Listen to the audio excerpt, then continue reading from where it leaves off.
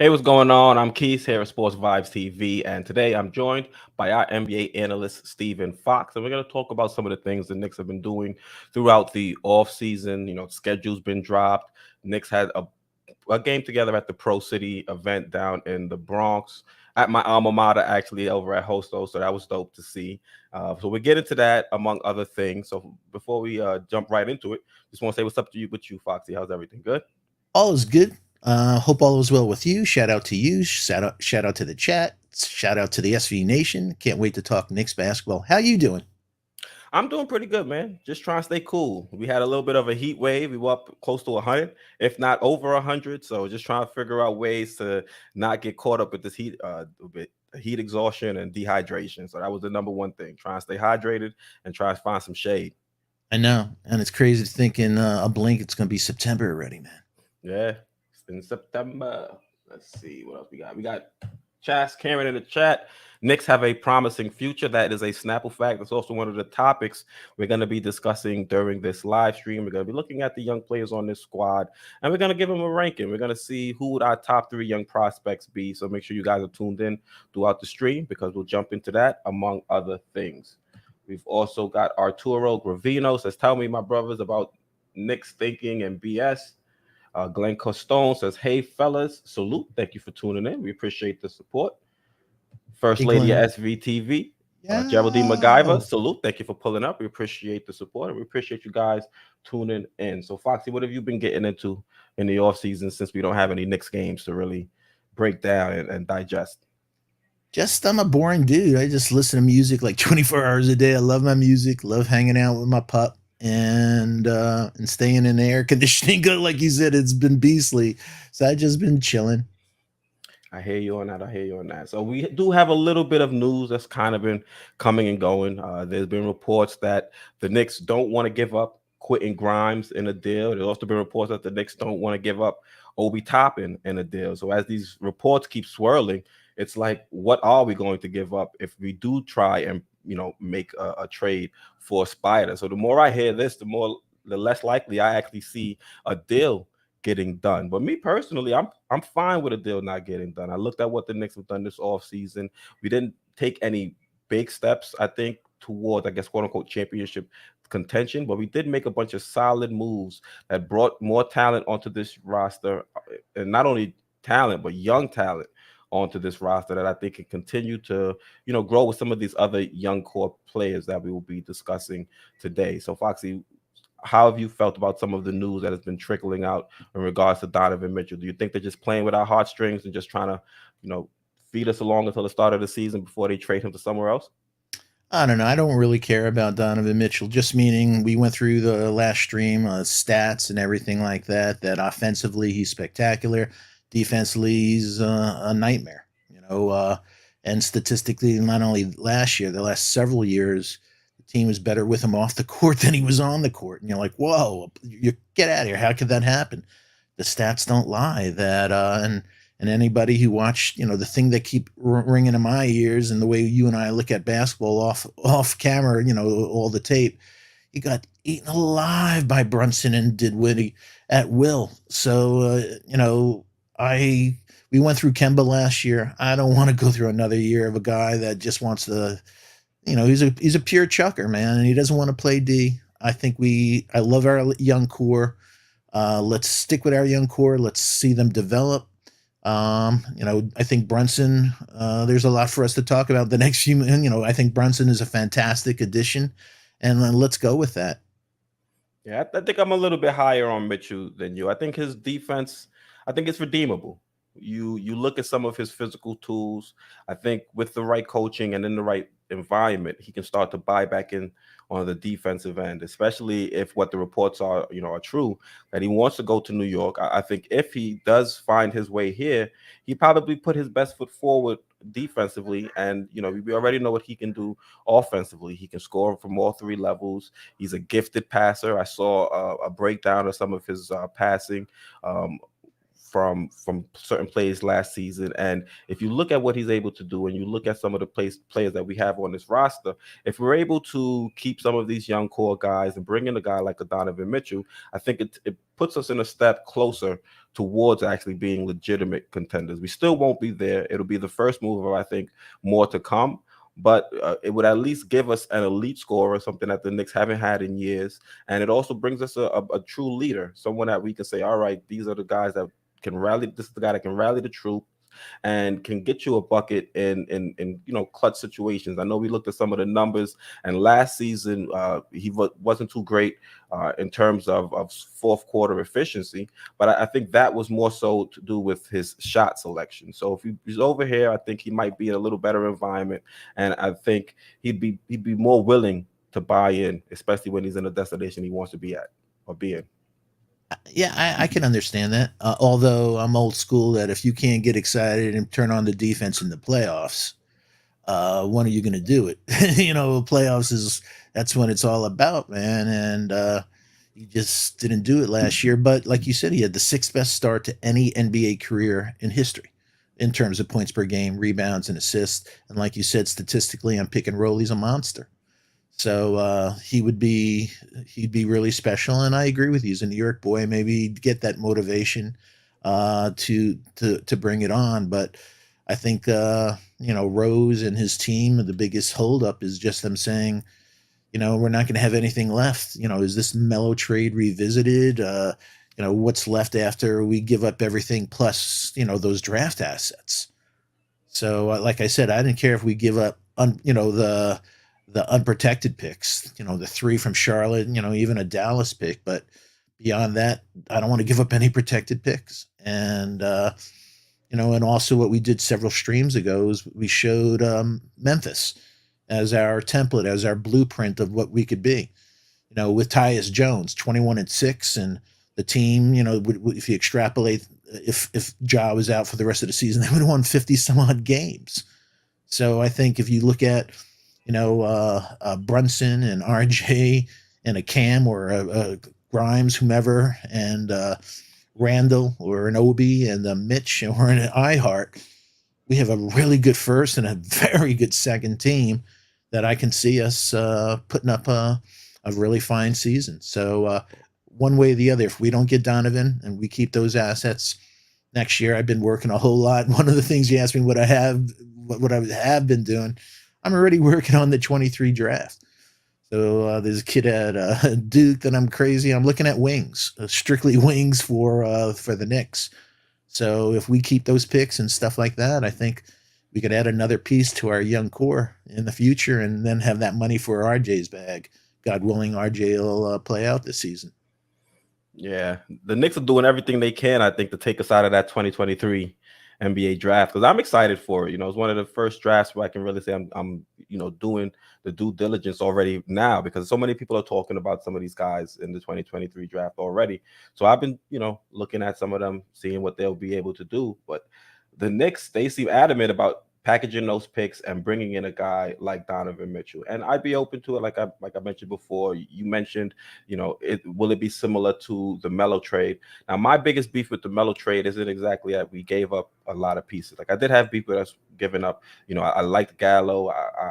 I was sold on him. They said he was going to be the Italian flair, or whatever the case may be. He was going to be somebody that could be a sharpshooter and score a little bit off the dribble, etc. I was a big fan of Wilson Chandler. So to see those guys get shipped out for Melo, I was a little bit upset, but it wasn't something that I was going to say, all right, this is a terrible move because we're including those guys. I think my biggest beef with Melo was we could have had him in free agency if he just allowed himself to hit free agency. So that was my biggest beef, is that we gave up so many players in a deal for a guy that was about to hit the open market, and a guy that had already shown that he had interest in New York. And the only reason we gave up as much as we did was because we allowed the Brooklyn Nets to kind of force our hand and force us into making a deal. So all of those circumstances surrounding the Melo deal is really what upset me. Here with the Donovan Mitchell deal, there's no access to Donovan Mitchell unless we make a trade, because he's locked up for the next 3-4 seasons. So I'm a little, like I said, for that reason, I'm a little bit more open to the Knicks trying to pursue a trade for him, especially if we can do it without giving up too many of our young guys. I'm more open to giving up, an abundance of first round pick. And when I say an abundance, I mean, for something in that ballpark, nothing crazy. But when it comes to players, I like some of these young guys. I like a lot of these young guys on this team. So I don't want to give up too many, maybe one or two. And they're saying they don't want to give up Obi. They're saying they don't want to give up Quentin Grimes, which is cool. Keep your cards close to your chest. Try and say a lot of these players are going to be unavailable and try to force as many picks into the deal so you can save some of the young guys. But my thing is, we're hearing Obi's not going to be, or they don't want to include Obi. They don't want to include Grimes. So that just, makes me think that this guy, Cam Reddish is most likely going to be in a deal if we do try and bring Donovan Mitchell over. And to me, it sucks because Cam, I've been saying it time and time again here on the channel, he's the perfect prototype as a big wing, someone that can, score, someone that can defend. And if we give him the opportunity, I think he can be a player that'll blossom for us. But it seems like the Knicks don't really have that same mindset, and they've been dangling him in a few trades here in the offseason and even last year. I was about to say the day he got here, I think they're already talking about moving him. So I'm with you. It's a terrible thing when you talk about potential with somebody in their fourth year, but he's got to do it. But also it comes down to the Benjamins again, that Randall has that contract until we can get rid of him, and Mitch just got his contract, and Brunson just got his contract. So now you're saying, okay, we got to save the bag for RJ, and Cam's contract's coming up. So they're basically saying, all right, man, let's put all our money in for RJ, and Cam will, sorry, we have to develop maybe somebody young, or if we get a Donovan and stuff like that. But I don't think they can do both Cam and RJ contractually, especially I think what Cam wants. He probably wants the same contract that RJ wants. Yeah, I don't think he's going to get the same contract as RJ. No, I agree. Want and get are two different things. Fact, he can want whatever he wants, but I don't see people offering him that. But I do see people offering him, enough to start in this league. What's that? You're looking at Evan Fournier. We paid Evan Fournier around $17 million to start last season. So I could see if Cam has a solid year this season, I could see a team giving him anywhere from $17 to $20 million, especially with the way people were throwing money around this offseason. I'm with you. If another team were to offer him that type of salary and also an opportunity to start, I don't see the Knicks matching, because I think he would still be a restricted free agent, and we would have the option to match. But I don't see the Knicks saying, all right, we'll pay him the $17 to $20 million he's signing with an offer sheet for another team for, and then have an opportunity for him to actually start and earn that type of salary.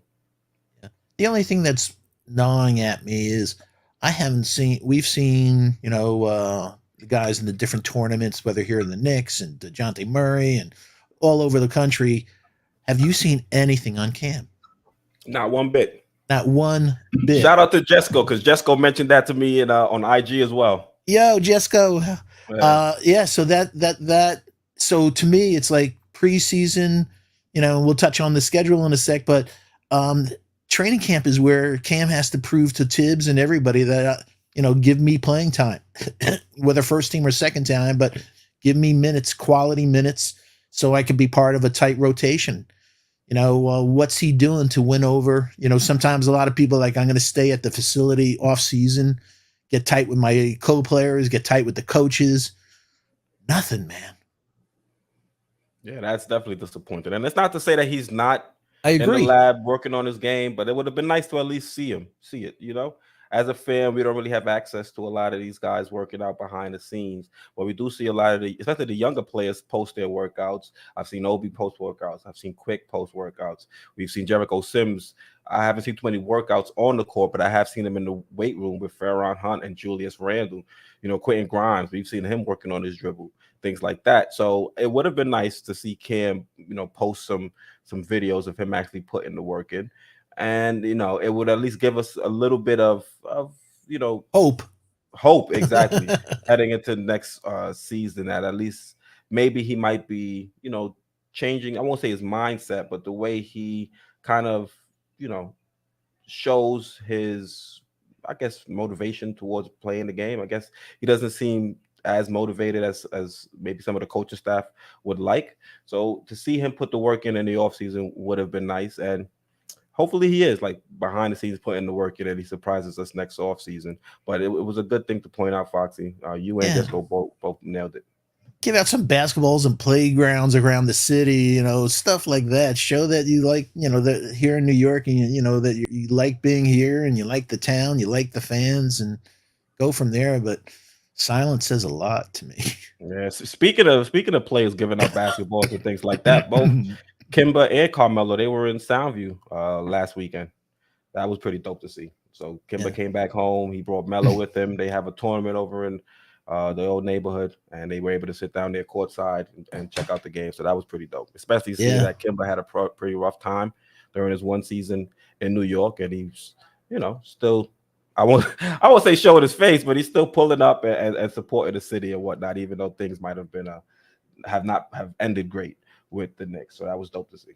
Shout out to Soundview. I was a blink away at Casa Hill, the Casa Hill projects on Randall Avenue, where I grew up. So Soundview was there all the time.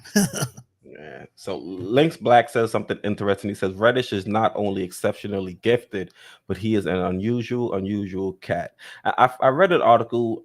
The author slips my mind, but it was from The Athletic, and they were talking about how Cam, even when he's playing well, he kind of gets upset at himself and he curses himself out on the court. Like he'll knock down a tough shot, but for some reason he's still upset about something. And I think that's a little quirky, but that's nice for a player to have. I would say they always want to do more and be a better version of themselves.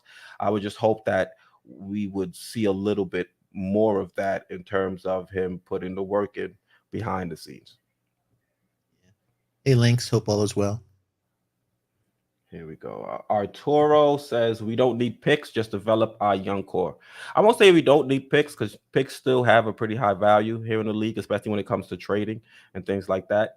But I, if I were going to bring in another big piece, I'm trying to give up more picks than I am the young players. Because, like I said, the front office, one of the things we can't say they've been nailing throughout their tenure is the draft picks.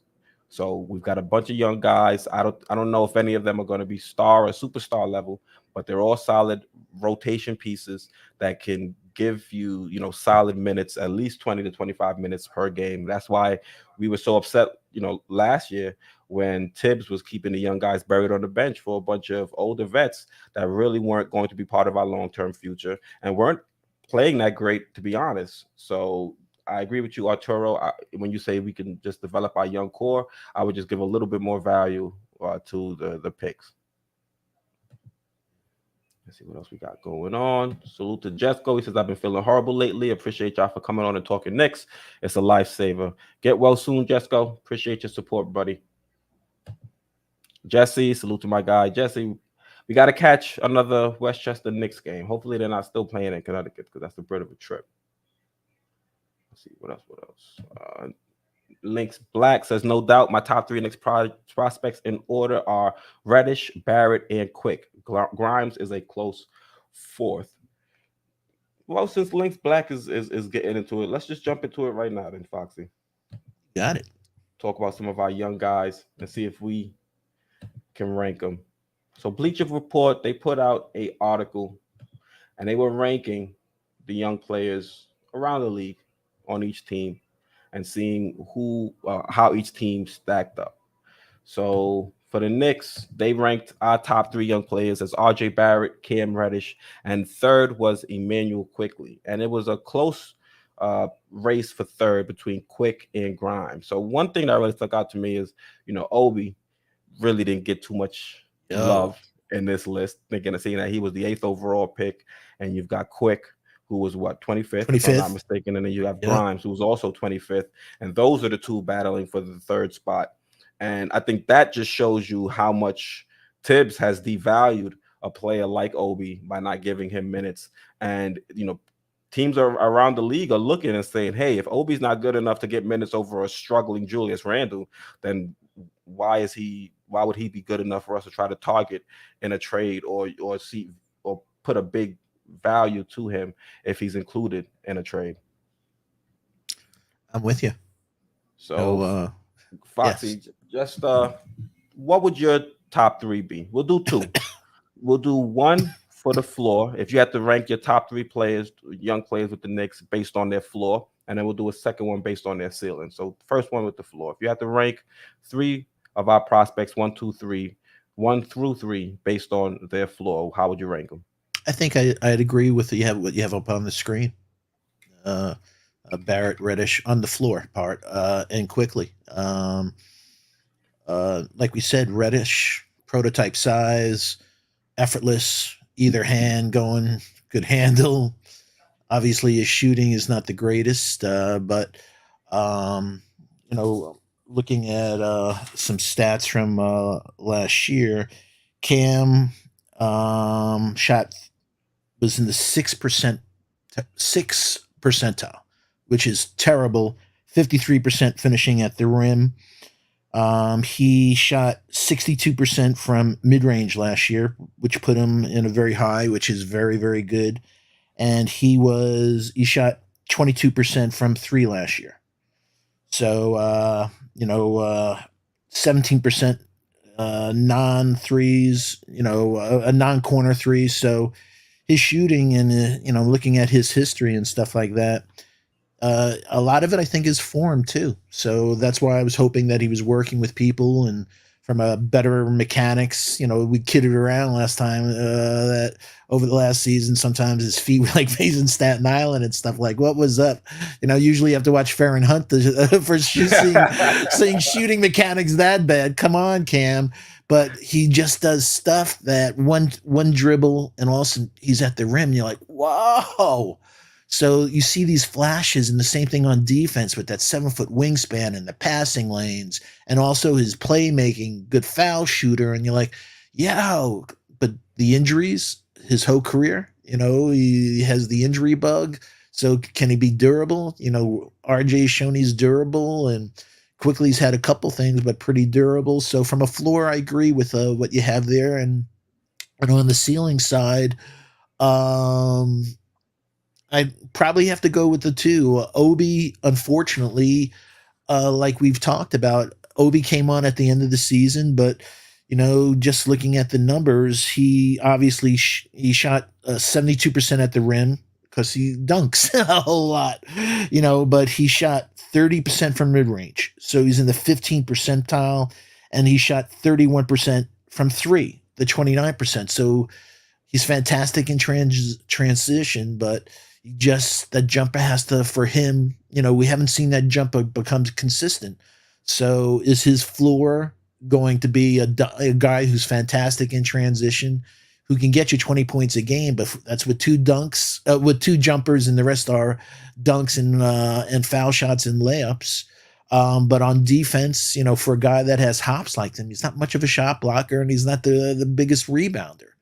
So I think Bleacher on this one. I don't agree with him a lot of times, but I may have to go with what they have here, both floor and ceiling. What about you, my friend? So for floor, I would probably go RJ Barrett one. I would probably go Quentin Grimes two, and then it would be a tough decision between Cam and Quick at threes. But I would probably go with Cam just because I like how Cam has that 6'8" size. He has the wingspan, and I think if you look at the league and the way things are trending, it's kind of trending towards that big wing that can be a difference maker. So when it comes to floor and what Cam has shown already, I would probably put him at three above Quick, and I would have Quentin Grimes up there at two, is because we've already seen Quentin Grimes come in and have a defined role where he was able to excel at. So if Grimes doesn't even get much better, I think you can look at him and say, all right, he's a great 3-and-D option that is going to knock down the 3-point shot at anywhere from around 38 to 40% clip, and he's going to be a tough defender out there on the perimeter that you can put out there on guards and try to make life difficult for them. I think so. Right now, Grimes at that level, his floor, I think, is higher than some of the other players that you're hoping they finally reach their potential. Now, if I was to go based on potential, I would probably have Cam number one, Cam one, RJ number two, and then probably have Quick three, because if you are in the camp where you think Quick can still run a team, then if he were to achieve that potential, I think he would kind of leapfrog some of the other younger guys in a Quentin Grimes and an Obi Toppin if they were to reach their full potential. And Cam Reddish, for all the things you mentioned, uh, what he's able to do out there on the court offensively. He's able to knock down the three, just has to be more efficient at it. He can knock down free throws. He can create off the dribble. He has the great timing. He's like a defensive back when it comes to him intercepting passes out there on the court. He understands where the ball is going to go. He has great timing on breaking towards the ball to kind of pick it off and take it to the other side.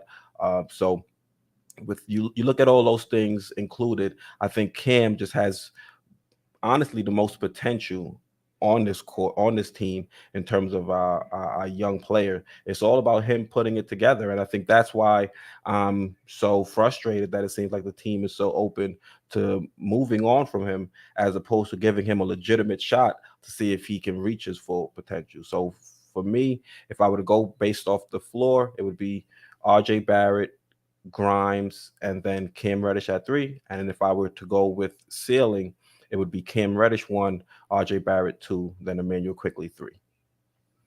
Yep. I totally understand that.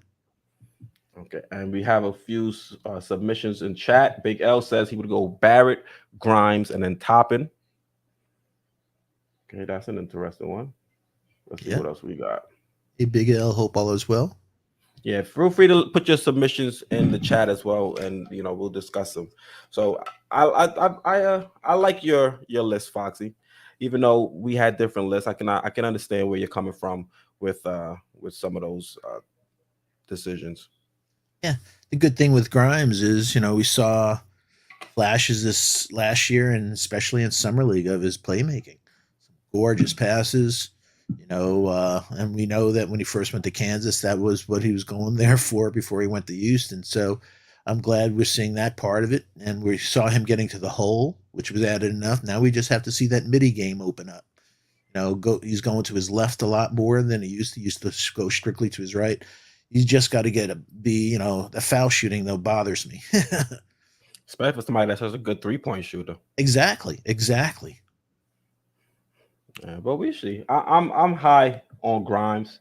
I would love to see us get a deal done for Donovan and still keep Quentin Grimes, because he showed us a lot in summer league. I was actually able to go out there and watch him. He showed the leadership skills.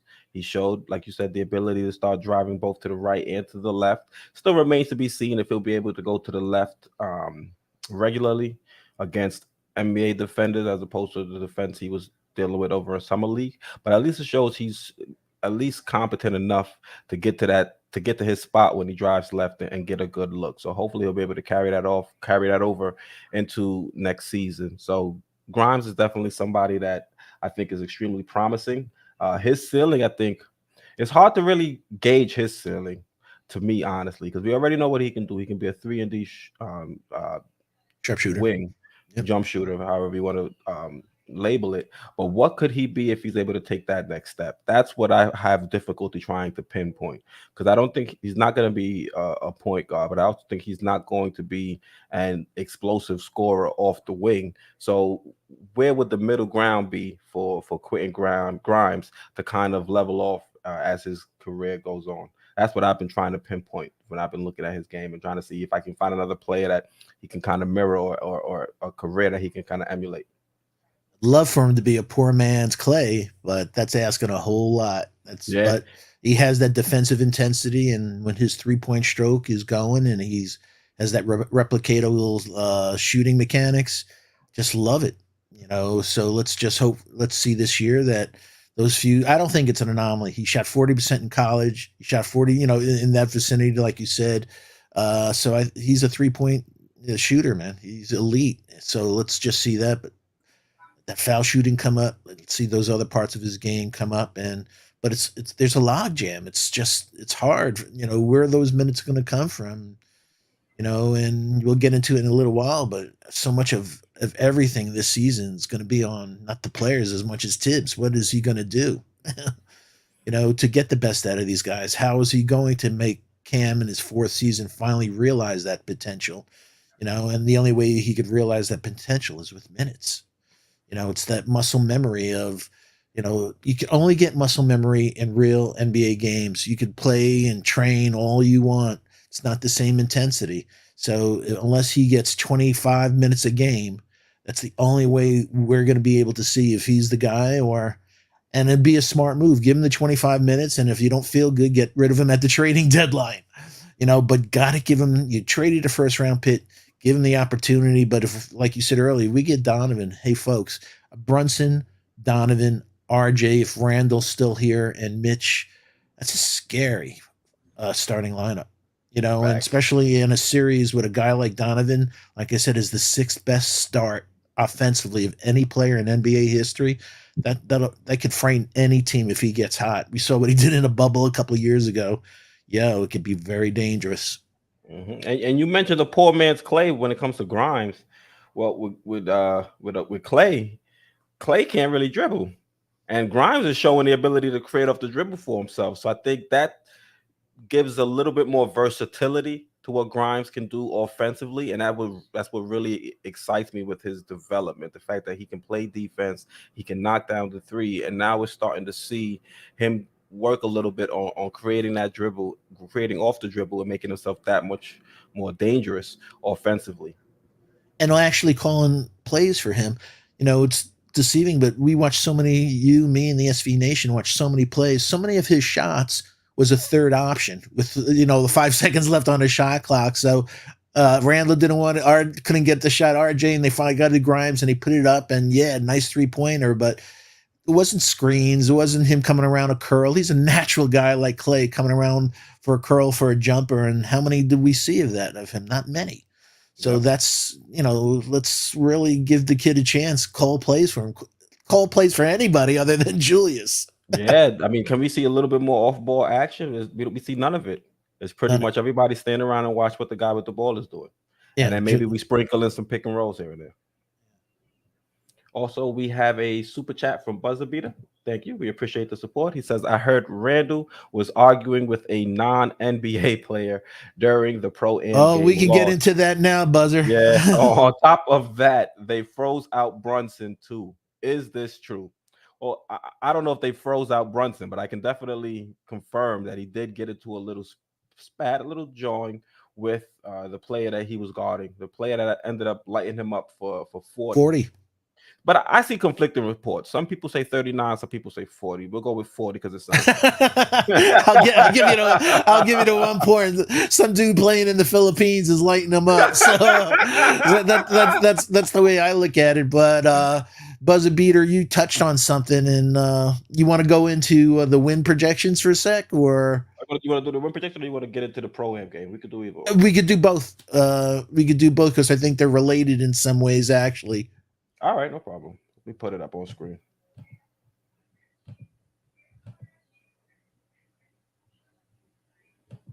Bada bing, bada boom. Yeah.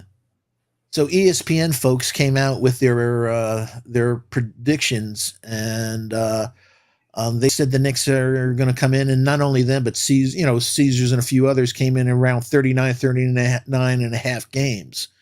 And, when I saw that, I just shook my head and say, wait. They won 37 games last year. So you're telling me the addition of Jalen Brunson, iHeart, re-signing Mitch, and come on, you have to believe that there's going to be further development, good development with RJ, our young core, with RJ, IQ, Aubie, Grimes, Mitch, Sims, Deuce that you were talking about. So with all of that, you're telling me that's only going to account for 2 more wins? No way. But on second thought, there's a couple of different scenarios. So without question, this year's Knicks with those aforementioned additions of Brunson and all those guys, those kids, that young core are getting better and smarter. I see 45 to 47 wins with the current roster. But it's a big but. Woo! 45 to 47 wins unless Tibbs enables Randall to sabotage his teammates and melt down like he did last year. And I say this, and getting back to Buzzer Beater, because of what happened at that Nike Pro-Am tournament in the Bronx. So Brunson, Obi, and Randall played together. And folks, Keys posted a great video on the highlights. Check it out if you haven't seen it. Brunson made a behind the back pass that was just pure Beautiful. artistry. Mwah. Yeah. So I saw lots of posts on this and getting back, so buzzer beater. So I said this to Keith the other day. Did you see Randall taking a picture with a fan before the game? He looked all stressed. His smile was, like the forest, and his vibe was absolutely no joy, no fun. He looked like it wasn't a place he wanted to be at.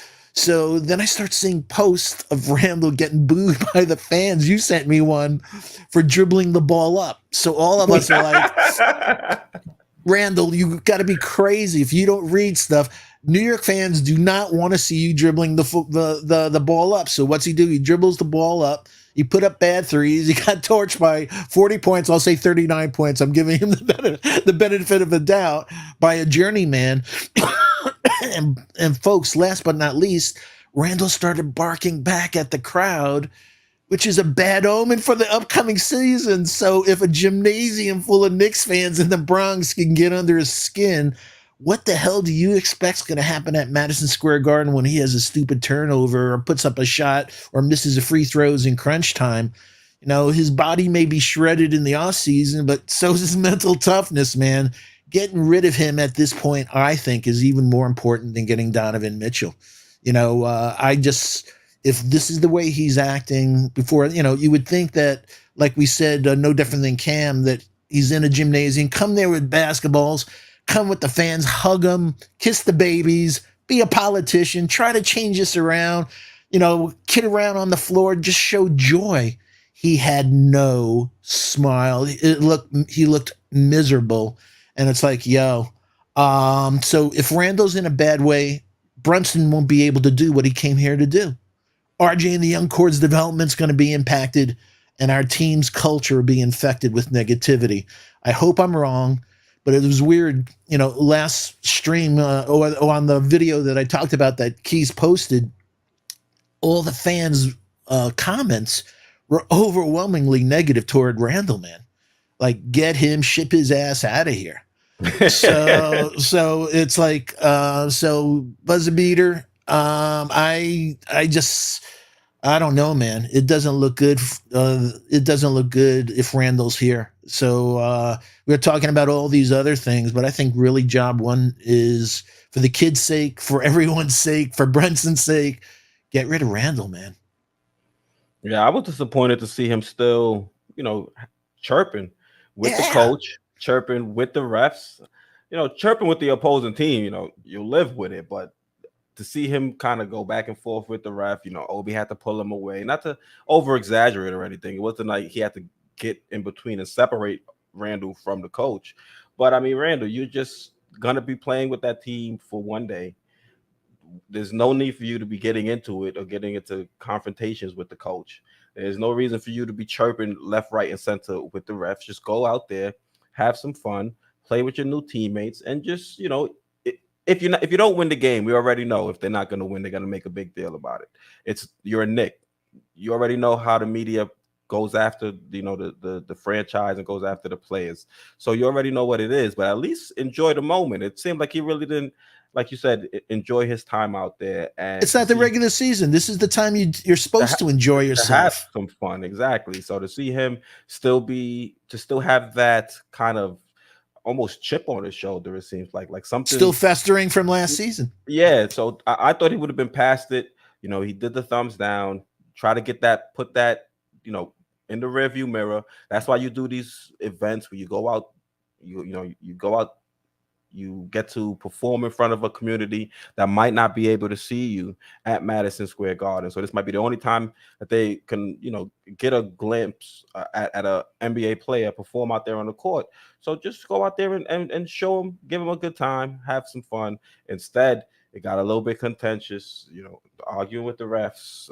If he wants to bring the ball up during a pro-am game, I won't get too upset about that. It's pro-am.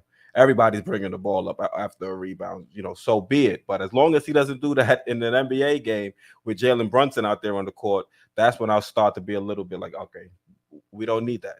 That's not what the doctors ordered.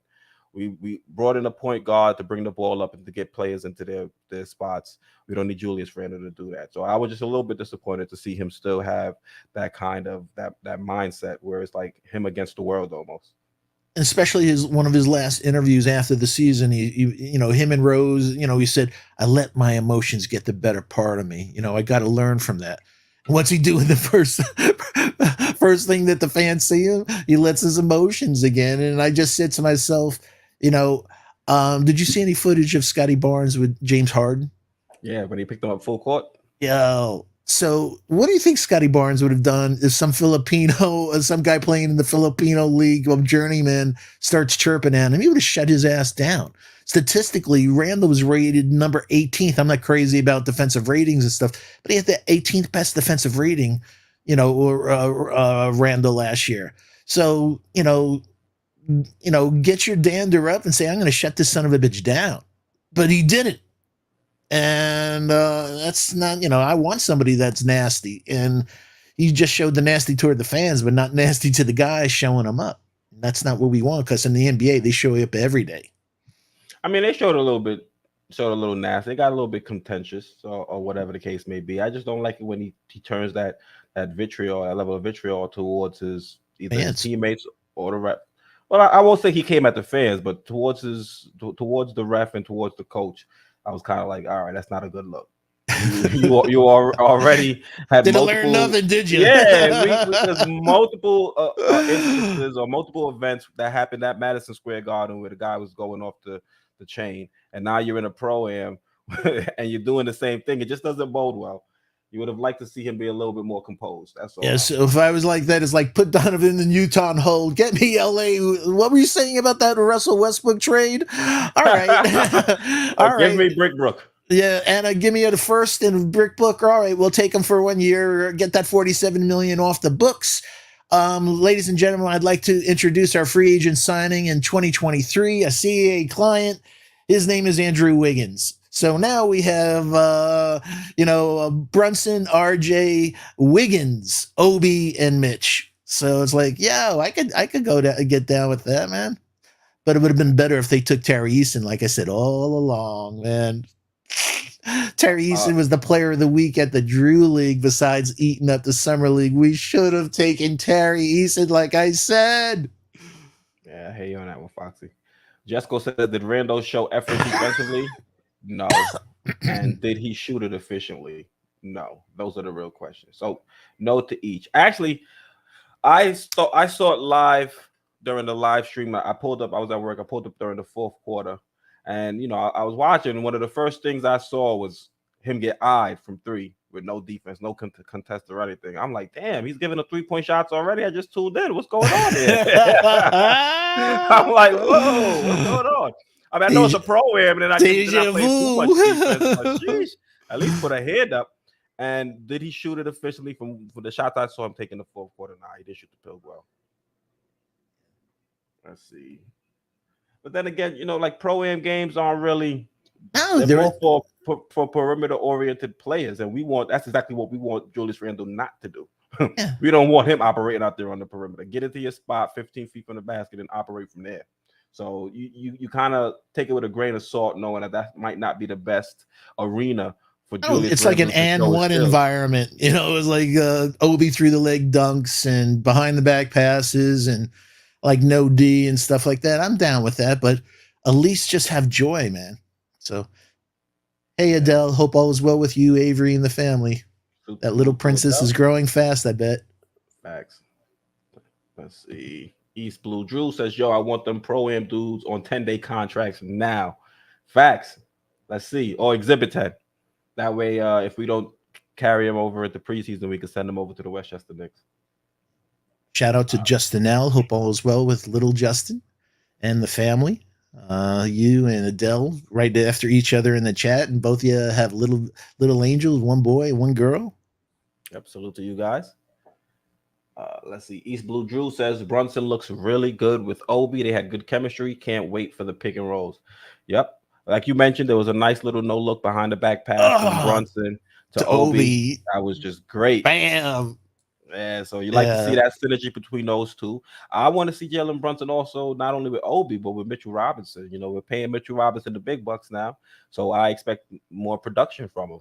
And one way to get a little bit more production from a guy that really can't score for himself or create for himself is to have that table setter like a Jalen Brunson be able to feed him. So that's what I'm going to be really keeping my eye on in preseason, which we'll put the schedule up and we'll talk about that just to see how those two guys gel out there on the court. Because we Yeah. know, Mitch does have to do some improvement and, setting screens and things like that. So I would like to see how Jalen Brunson worked with him, how they are able to work that two-man game out there on the court.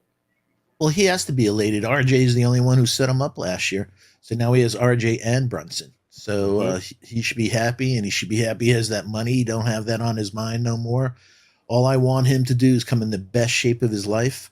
Last year, he didn't play the minutes I wanted, but it was a weird year. He came in really heavy, and then he had to lose that weight. And thank God he made it through the season. But I want him to be able to have the stamina to go more than a 5-6 minute stint, before he's gassed. Yeah, I don't know if we'll ever see that, I agree. but luckily for us, the Knicks probably aren't too sure that he'll be able to do that either. So they But went we and have brought in a guy iHeart like and A Hart. Sims. Yep, exactly. So we might have the best center depth 5. Yeah. in the league. And I think that's something that you have to commend the front office with. We got Mitchell Robinson, who gives us the rim protection, and he can be a good rim runner and things like that. And then now we have a change of pace center and a guy like iHeart who can stand out there on the perimeter, knock down threes, and also give you some good passing to cutters and things like that. And then we have Jericho Sims, who's like Well, wait, what the was that word that started with the C that you said? what? Cutters. I didn't know the Knicks Oh, could have. I've been, I thought I cursed. I was about to say, oh, did I say something bad? no. I'm sorry. It's just that cutters for a long time. It's like, I'd love to see this team with cutters, man. Guys going to the basket and stuff like that. And like you said, whether in the pinch post or whatever, iHeart feeding him, and if not, doing pick and pops and stuff like that. Change the spacing dramatically, man. Hmm. Yeah, I'm loving our center depth because, like I said, you've got Mitch the rim runner, you've got iHeart who can give you that spacing, and then you got Jericho Sims who can do all the not all the above, but all the dirty work. He can Yeah. be physical, he can run the floor, and he has the athleticism that's unmatched, I think, at the center position. You put him in there, he's going to get rebounds. Hmm. Yep, he's gonna get rebounds. He's gonna give you 6 fouls. You can live with it, especially from your Yeah. third center off the bench. Yeah, and every team does that. You need somebody, but you want 6 hard fouls, and he give him. He's a brick, that dude, man. Yeah, I've seen facts. I've seen him get hit in the face, and he doesn't even blink. Yeah, yeah, that is true. All right, let's see what else we have going on. East Blue Drew says when we play Atlanta, I need to see the Knicks beat baby here. Well, we're talking about pro-am games and Atlanta. DeJounte Murray, he's been out here making some waves too in some of these pro-am games. He's I starting to didn't do like good it at Paolo. all. Me neither. I was kind He of was like, calling. It hey, was we calling dodged him the bullet. soft. Did you see that, man? I was like, yo, man, I didn't like around the league saying, what the hell's happening to this league? Yo, man, you guys are blessed. You should be happy for each other. You should be supporting each other. If a guy scores on you, laugh, come down and score on them. But to be mean, say that stuff, I'm like, yo, DeJounte, maybe I'm getting insight why San Antonio got rid of you. That ain't cool, bro. Yeah, I'm cool with Es- them beeping. I just don't think he had to take it to social media. We don't need to be all involved into Especially their with a kid behind the right scenes out of beef. college, man. Come on, man. Yeah, trying to pick on them. Trying to pick on them. I mean, we saw the same thing. I won't say the same thing because now I'm probably giving Donovan Mitchell a bad rap. But Donovan Mitchell came at him too, but his was more so. It was a lot He just friendlier. dunked in his face. Yeah. He said, and said, and welcome to the league, et cetera, et cetera. But with Yeah. DeJounte Murray, I think there's a little bit of history there. They're both from Seattle, both, battling for, I guess, rivalry over the city. And from what I heard researching the situation, it seems like everything was calm, everything was friendly, and then the crowd started to put a battery into DeJounte Murray's back. So he started to chirp, and somebody's chirping at you. It's only right that you're the first overall pick. I'm pretty sure you got a little bit of an ego out there in your home city. Somebody's chirping at you, you're gonna chirp back. And that led to maybe some things that DeJounte Murray didn't like being said, and some things that Paolo didn't like being said, and then that's caused the kind of the little skirmish we saw at the end when DeJounte kind of faked him out, laid the ball up, and then kind of threw the ball at him and screamed at him. I think threw the ball. He whipped that thing. Yeah, man. I was like, that's a little bit unnecessary. Hopefully, it didn't hit him. If it hit him, I would have punched him in his face, man. You have to. Yeah, man. You see, when DeJounte Murray was banging the ball off the other guy, the unknown guy's head, he's bugging out in the offseason. He gets sent to Atlanta, and now he got. But you know what? Karma is a bitch. He's playing with Trey now. Everybody that plays with Trey hates playing with Trey. So you got what you deserve, man. You're going to be miserable playing with him.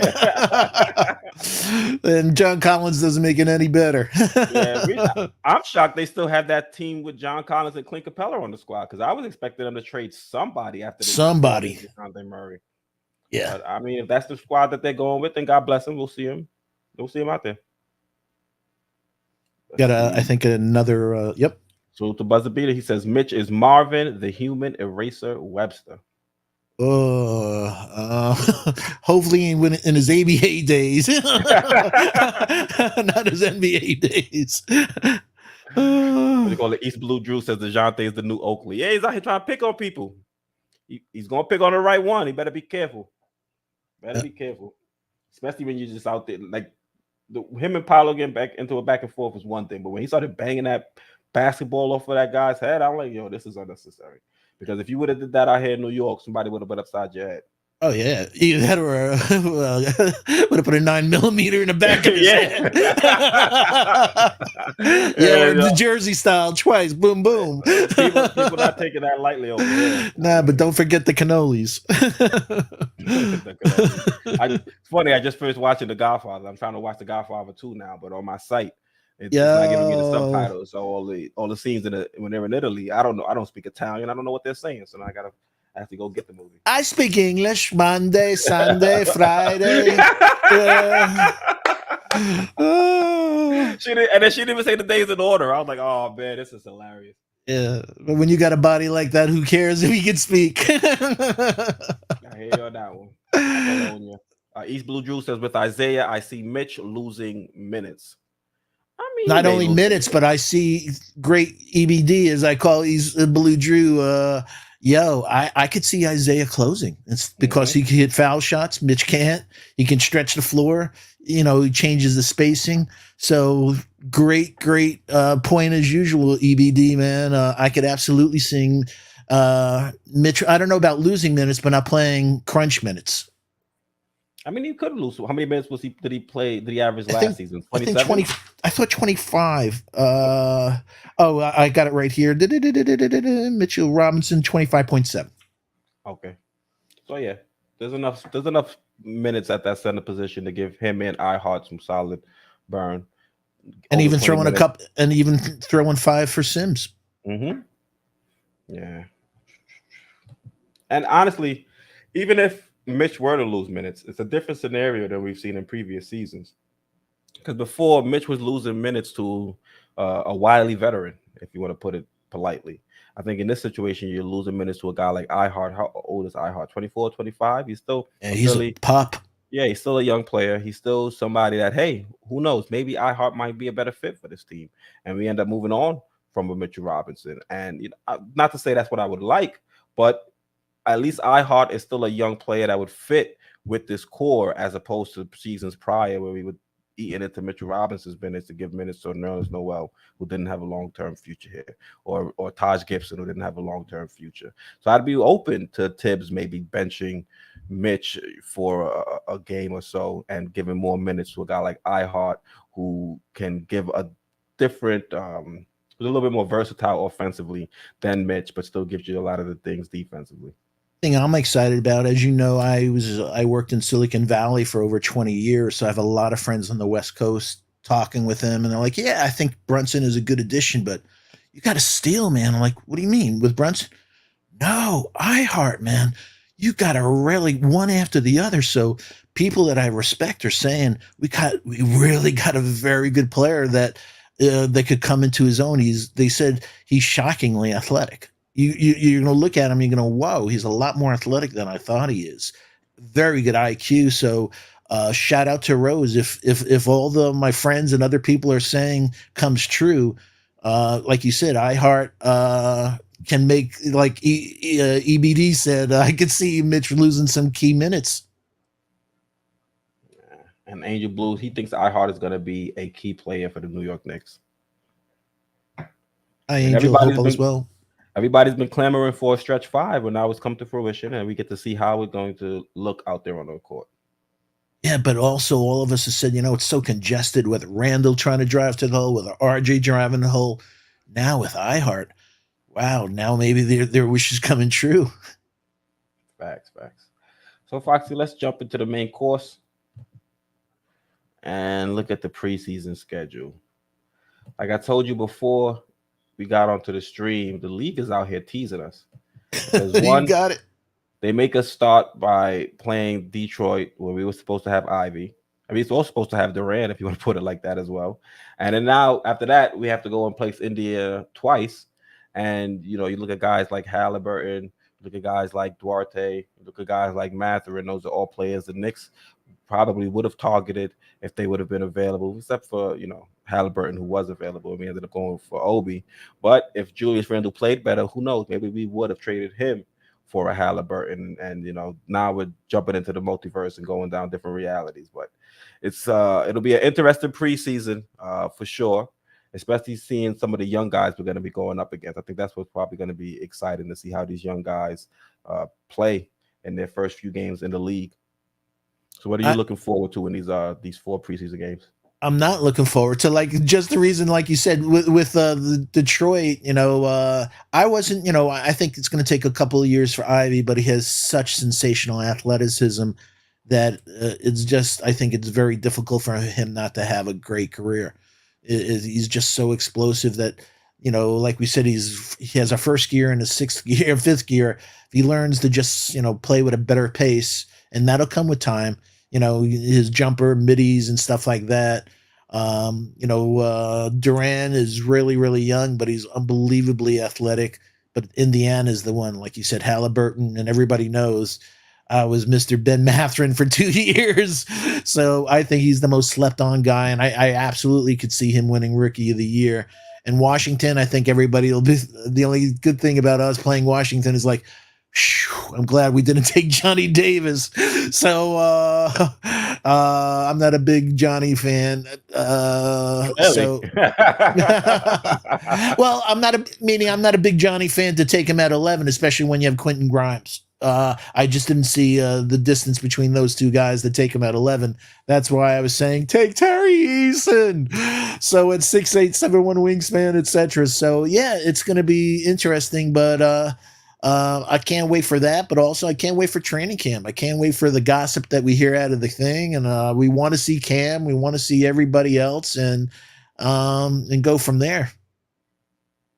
Yeah, I'm excited to see what the rotations are going to look like in preseason, because that's the biggest roadblock, I think, to this team being successful. The coach, how is Tibbs going to run the show? How is he going to divvy up the minutes? Who is he going to be putting in position to succeed? How is the offense going to look? How creative will we be with some of the new guys that we've added to this team?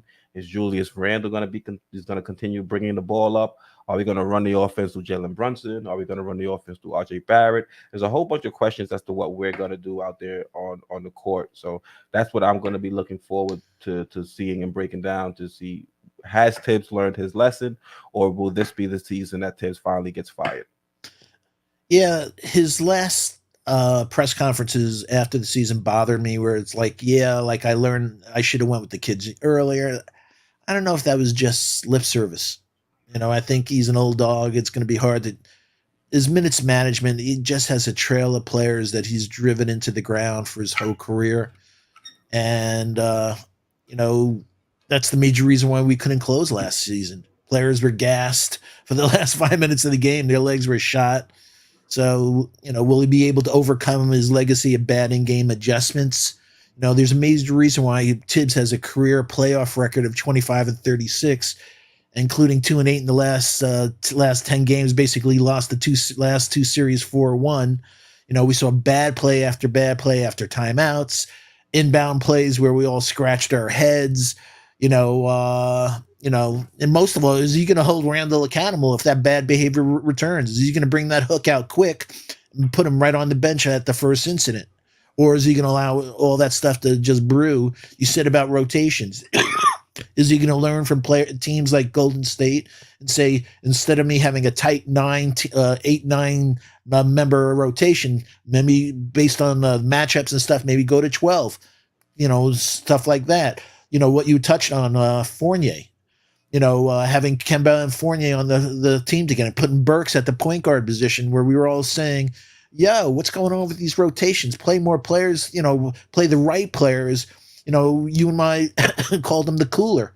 How many times did he, shout out to JD for his template coaching, where, when the basketball gods give you a game where you can't miss, you got to leave that guy in there. How many times do we see guys hot and he took him out because at 3 minutes of the second quarter, I take everybody out? You can't do that stuff.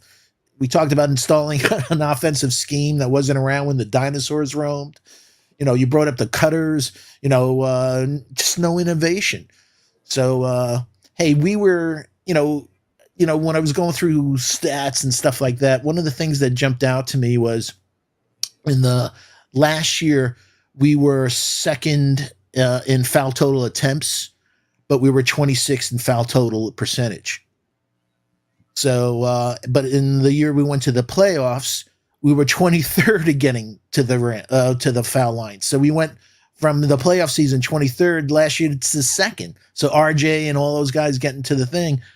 But we were 14th when we made the playoffs in fouls. So going from 14th in foul total percentage to 26th in the league, that's huge. We knew we're bad, and the last 2 years we were bad in 2 points. In the paint. In 2 point shots we were 30th the last 2 years. So I thought RJ and Randall took way too many 2-point shots, 3-point shots. I want them taking much more mid-range or higher percentage. So all the things that we just talked about with Tibbs, it's like, is he going to let Brunson do his thing and basically as a guy call audibles and what he sees on the court and take it? Will he give Cam a shot? Will he put Fournier on that second team so he doesn't get eaten alive, but also can eat on that? Will he play D Rose at the cost of IQ's development? Will he, as a buzzer beater and a few others, will he close games with Hartenstein due to Mitch's foul shooting and inability to stretch the floor? And most of all, will he play Obi at least 20 plus minutes a game? Those are all the things on my mind with Tibbs folks this season. Yeah, I would also recommend you guys check out a Vlad TV interview with Glenn Big Baby Davis, because in the interview he kind of talks about the year that they lost to the Lakers in the championship. What was that, 2010? And he was giving a story about how he believes Doc Rivers is the reason they lost that championship, lost that game 7. And he says, Doc Rivers, he's a guy that was stuck in his ways. He rode with his veterans, and he pretty much put KG and those guys out there for too many minutes, and they had nothing left to give him. And Glenn Davis felt like he probably should have put some of the younger players in to kind of give them a little bit of a spark. Now, could he be a little bit biased? Remains to be seen, but he was giving that story about Doc Rivers, and the first thing that went off, and you got to do the windhorse hands. First thing that went off in my spidey sense was the Tib alert. I was like, that sounds like Tom Thibodeau for sure. Yeah, doesn't it sound familiar? It's like, right? Yeah, that hit home. Yeah, riding with the vets, not playing as young guys, and it potentially costing them. It didn't cost us a championship, but it definitely cost us some games, I believe, last season, even the season before. So we just have to see what Tibbs is going to do. Is he going to continue being the stubborn old man we've seen him be out there on the sidelines, or is he going to allow some of these young guys to, be a little bit more play through the mistakes, not worry that that they're going to get the hook in one mistake. We saw what Knox, we saw what Obi. He was brutal, and yet Randall could do no wrong, and everybody's like, take that son of a bitch out. Yep. Facts. Let's see. East Blue Drew asks, how many injuries did we have last year? We had a decent amount. It was more so we lost a few players due to COVID as well. Yeah, we never had Noel the whole season, so we never had that second string 5 like we wanted. But even You know, then, I don't think that was a detriment to the team. We just should have played Jericho Sims a little bit more to start. we should have played rather than Taj. I agree with you 100%. Hey, I Yep. see Kevin McLeod, otherwise known as Cornerstone Kev. Salute to Cornerstone Kev. Thank you for Hey, pulling up and tuning in. Appreciate the hope support. hope all's well with you and your family. Good to see you. Thank you so much for your support. Hey, folks, just wanted to also say please hit that like, please hit that subscribe. Thanks again, folks, on the subscribe. We blew past the 6,000 subscriber number, and it's all because of you. So if you have subscribed, thank you so much. Please tell a friend to tell a friend. If you haven't, please hit that subscribe. Folks, if you are new, please put new in the chat so we can give you a proper hello. And please turn on that all reminder bell so you don't miss out on any of the wonderful content from Sports Vibe TV. Please share the link on your social media platforms. And last but not least, shout out to the best mods on the planet: Justin L, Lex the Destroyer, Canal, Adele Chapman. We appreciate all you do. And you really hit the nail on the head when you talked about Derrick Rose and Emmanuel quickly.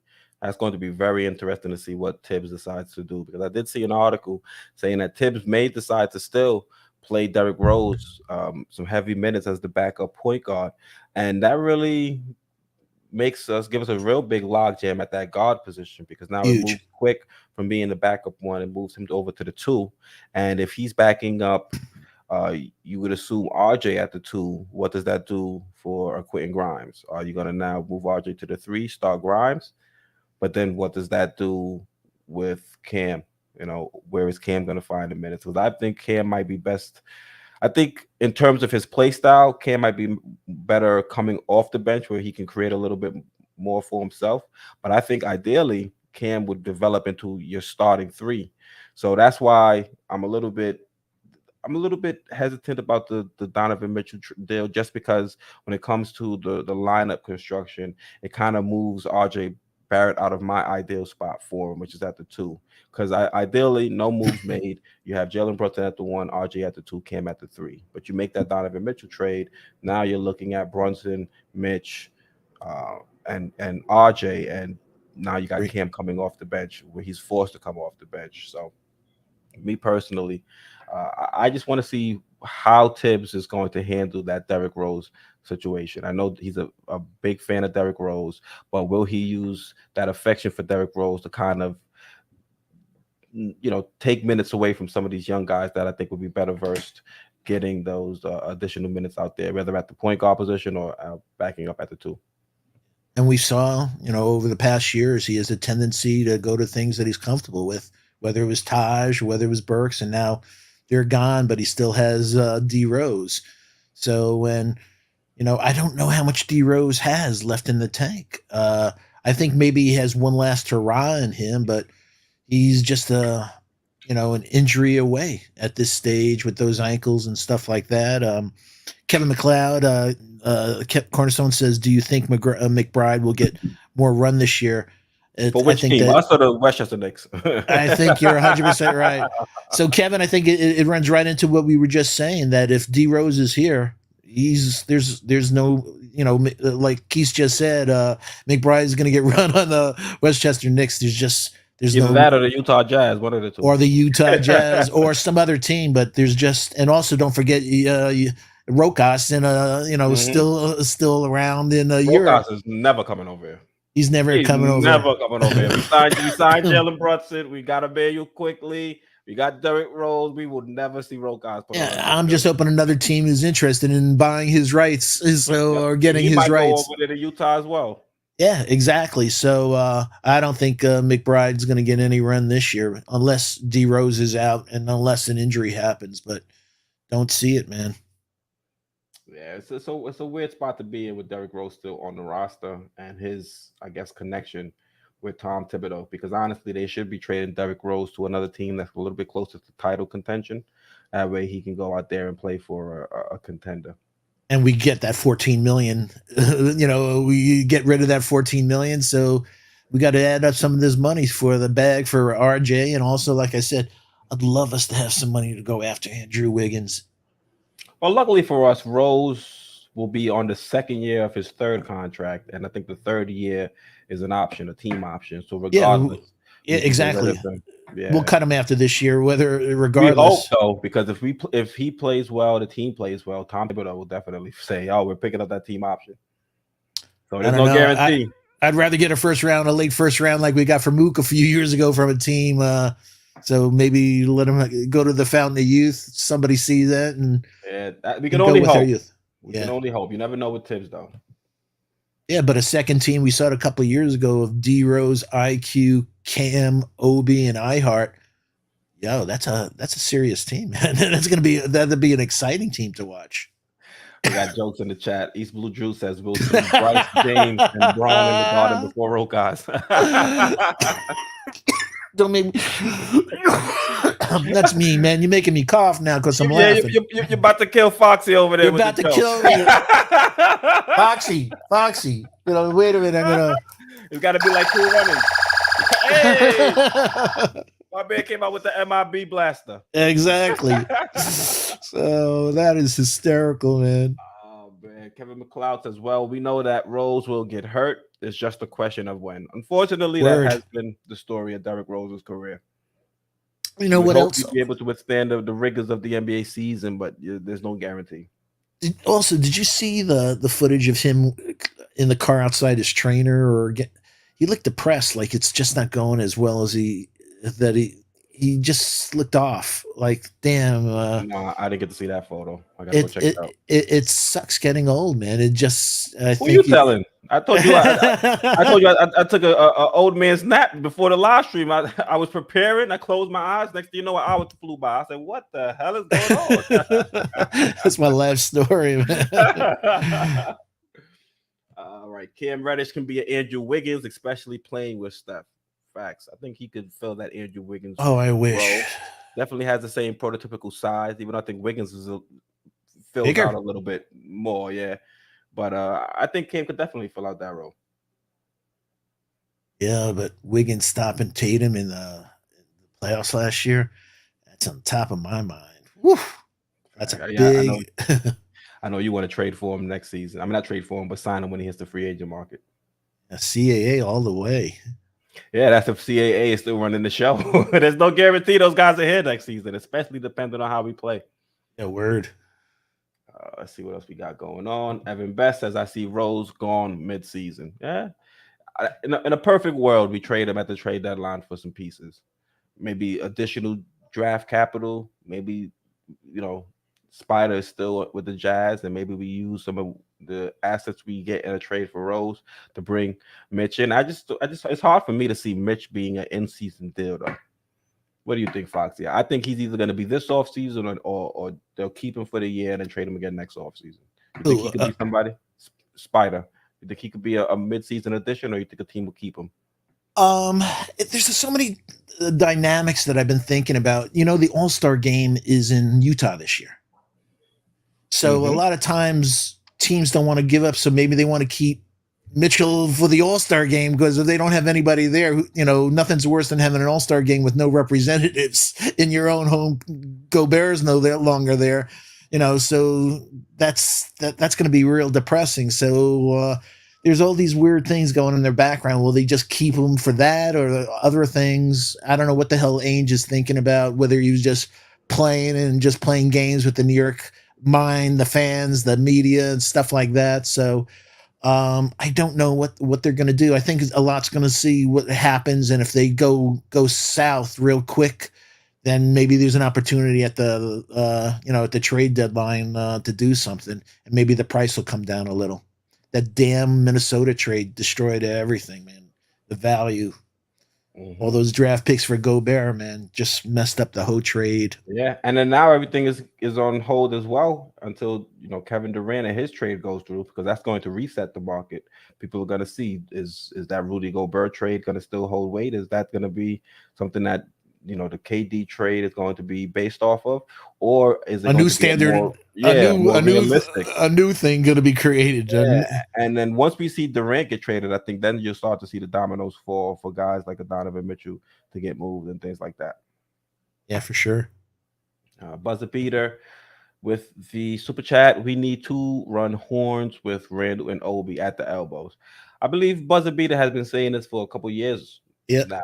He's always mentioning that we should run horns. Well, we should reach out to maybe Mike D'Antoni, see if he can run the offense for us. Things didn't work out for him in Charlotte, right? I think he runs horns. Who uses it a lot in their offense? Rick Carlisle, to name a few. Let's see. What does Chicago have to offer in terms of a trade? To trade for D Rose, I'm assuming. Yeah. I don't want I White. mean, I don't they want don't really Kobe have White. depth. Yeah. Yeah. And we're not really Patrick going to use the spoon Williams. move. I don't think they'll give up Patrick I don't know Williams. if we can go trade Patrick Williams. He might not be be too fond of the Knicks. Remember, I got into it with his brother in summer league. Told him we broke his wrist. He wasn't too thrilled, but I'd be interested if we go trade for Patrick Williams. Let's see. What if everything goes well? Like if we go on a 10-game run, will we even need Spider? I mean, if we go on a 10-game run, it depends on who's the catalyst for us in that stretch. And if we can trade players that aren't really, the ones factoring into that 10-game run, if we can trade those players and picks to bring in a guy like Spider, I think that would just elevate us even further. So like it all depends. That's a case-by-case basis, because if we're on a 10-game run and the players that the Utah Jazz want are some of the guys that are instrumental in us, getting out to a good start, then that's when things might be a little tricky. Unless it's fool's gold and you have a guy that's playing, phenomenal for the first, couple weeks of the season, whatever the case may be, and you want to get out while you can sell high, like Julius Randle. Yeah, I'm with you. I'm looking for Brunson to. The beauty of a player like Brunson is consistency. I just don't want us to be hot one month, lose bad month next month, and hot the next month. Let's just be consistent this whole season. Like I said, we were 30%, 30th in the league in 2-point field goal percentage, and 25th in the 2-point field goal attempts. And Jalen Brunson is a midi assassin, so I'm hoping that he brings that to the game, especially in closing and other things where we're not going to ask too much of Randall and RJ. And also the big thing that we touched on a few streams ago, this is a key year for RJ.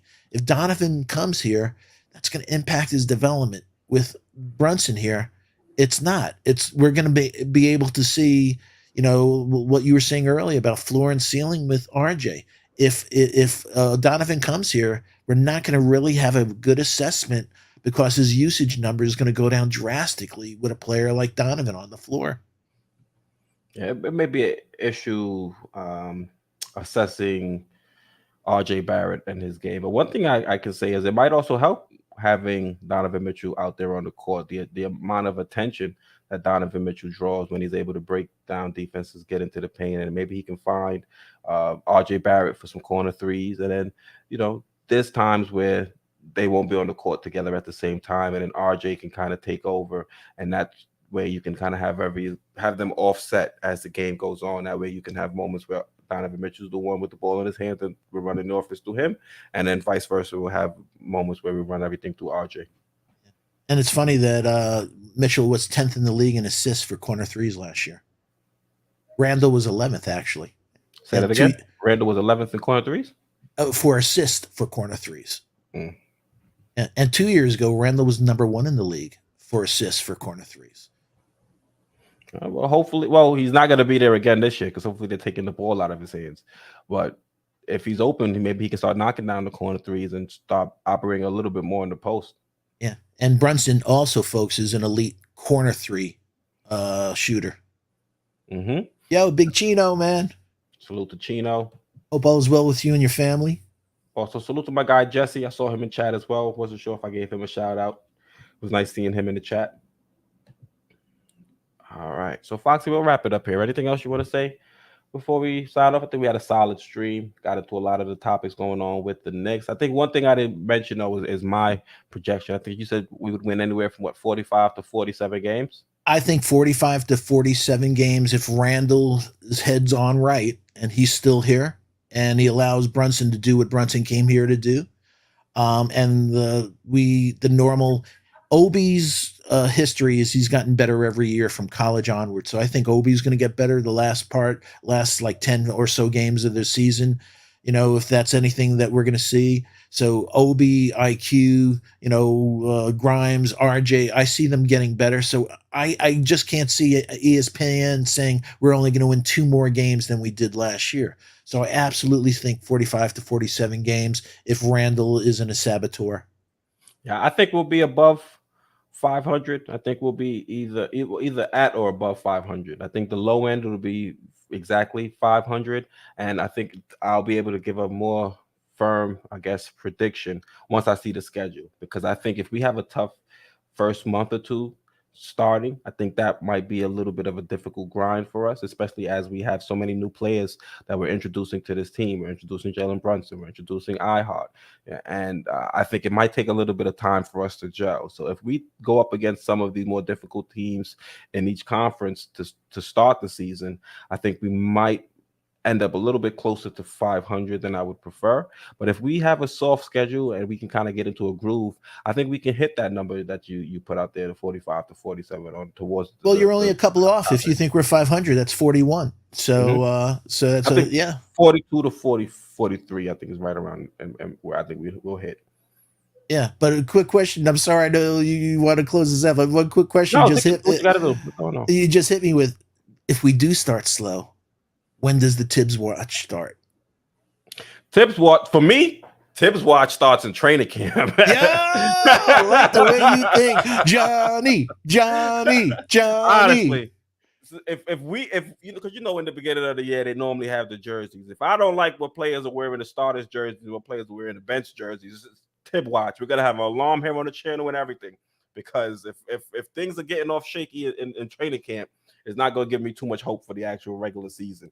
But I think the national media Tibbs watch probably starts.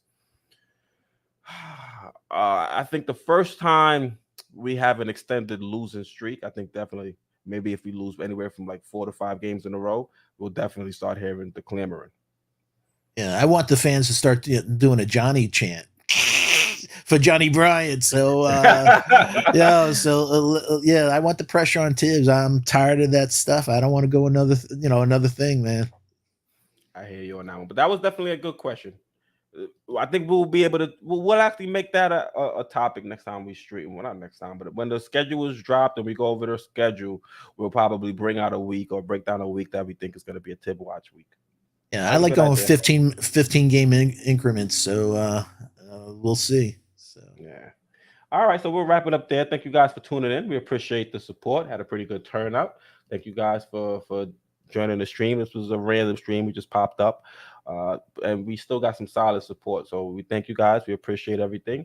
We appreciate the super chats from Buzzerbeater. Thank you very much. Thank you for helping to support the live stream, and also thank you guys for dropping by in chat and giving us some good topics and discussions to put on screen and get into. Like we say all the time, SB Nation, you guys are the third co-host of our live stream, and you guys show time and time again why you guys are one of the best out there. So thank you guys for all you do. Foxy, anything you want to say before we wrap up? just like you said, thank you for getting us that over the 6,000 subscriber. Please hit that subscriber if you haven't. Tell a friend to tell a friend.